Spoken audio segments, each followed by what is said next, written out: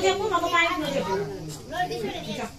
అంటే ఇప్పుడు ఉదాహరణకి యేసుక్రీస్తు రక్షకుడు అన్నారు అనుకో, నువ్వు వచ్చి ఆయన మన పాపాలని క్షమించాడు, తొలగించాడు అన్నట్టు. అంటే దానికంటే ఒక పాయింట్ నువ్వు, ఒక పాయింట్ నువ్వు. 5 నిమిషాల్లో ఎవరి దగ్గర మాట లేకపోతే వాళ్ళు ఓడిపోయినట్టు. స్టార్ట్ చెప్పు, కీర్తన స్టార్ట్ చెప్పు. యేసుక్రీస్తు వెరీ గుడ్. అతను తన రక్తం ఇచ్చి మనం పెద్ద పాపులని అతను తన రక్తం ఇచ్చి మనల్ని కొన్నాడు. ఎన్నిసార్లు తప్పు చేసినా క్షమించేవాడు. సముద్రంలో పెద్ద స్ట్రోమ్ వస్తున్నా అతని చేతులతో గాలులు అతని మాటని ఎర్ర సముద్రం పాయగా చేశాడు. అతను మన రక్షకుడు.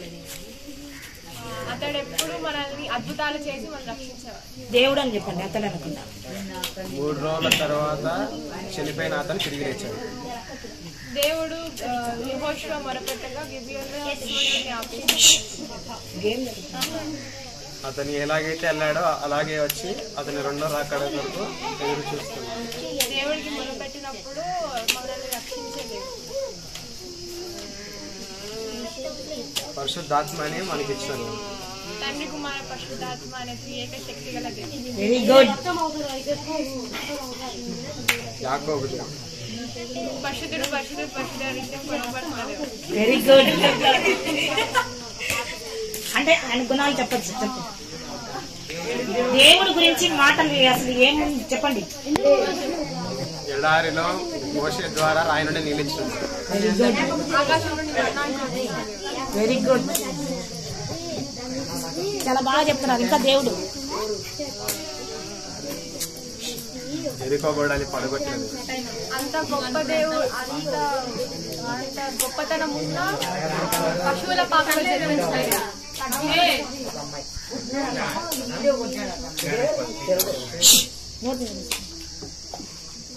మనం పాపలని తెలిసి అతను మన కోసం మనిషి రూపంలో తనను తగ్గించుకొని వచ్చి మన కోసం చిలిపి తిరిగి లేచి ఇశ్రాయేలీయులు వాగ్దాన దేశానికి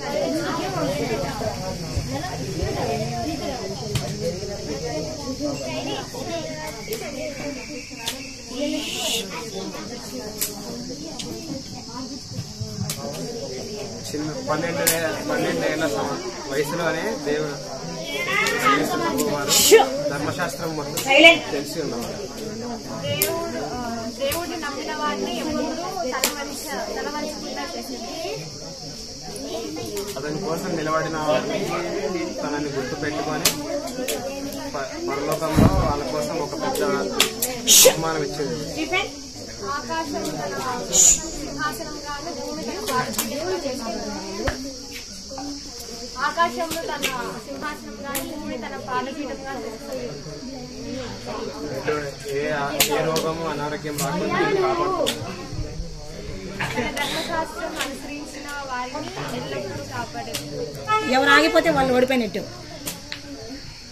నీవు సింహంలోని నాగపాములను తొక్కే ధైర్యం ఇచ్చిన దేవుడు. దానియేలు సింహం నుండి రక్షించలేదు. మనం మొరపెడుతుండగా అతను మనకు గుర్తించింది. యెహోషువ ప్రజలను ఎన్నుకొని వాళ్ళ చేత దేవుడు మోషేని ఎన్నుకొని ఎన్నో అద్భుతాలు చేసిన దేవుడు. యోసేపు ద్వారా ఇజ్రాయేలు ప్రజలకి ఐగుప్తులో తలమిచ్చిన దేవుడు.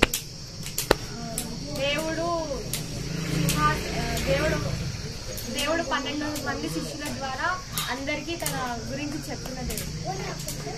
అబ్రహాము ముస్లివాడైనప్పటికీ ఇస్సాకు రక్షించాడు. ఇస్సాకును ఎంతో అభివృద్ధి పరిచిన దేవుడు.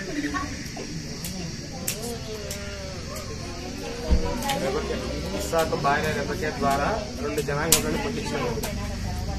యాకోబు చిన్నవాడ జ్యేష్ఠత్వాన్ని కోల్పోయిన ఏశావు కన్నా యాకోబును హెచ్చించిన దేవుడు.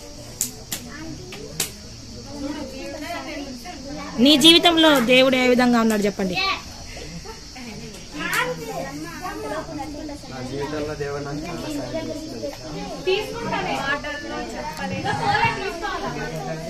మాటల్లో చెప్పలేనన్ని సాయం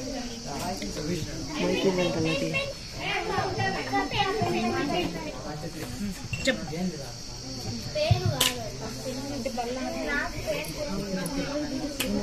వీళ్ళు కట్ అయిపోతే అనారోగ్యం వచ్చినప్పుడు దేవుడు మనల్ని స్వస్థపరిచి ఎగ్జామ్స్ అప్పుడు కాపాడిన దేవుడు. మైక్ తీసుకో.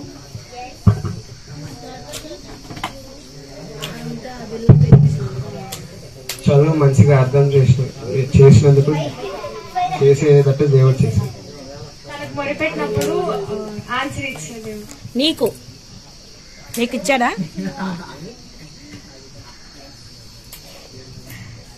పాపమ దారిలో పోకుండా నిజాయితీ గల దారిలో పోయేటట్టు దేవుడు నడిపించాడు. వాగ్దానం నాకు ఇచ్చి నన్ను కాపాడిన దేవుడు. వాగ్దానం నాకు ఏదైతే వచ్చిందో ఆ వాగ్దానం కొరకు బతికేటట్టు దేవుడు నా రాకపోకలను ఎల్లప్పుడూ కాపాడే దేవుడు.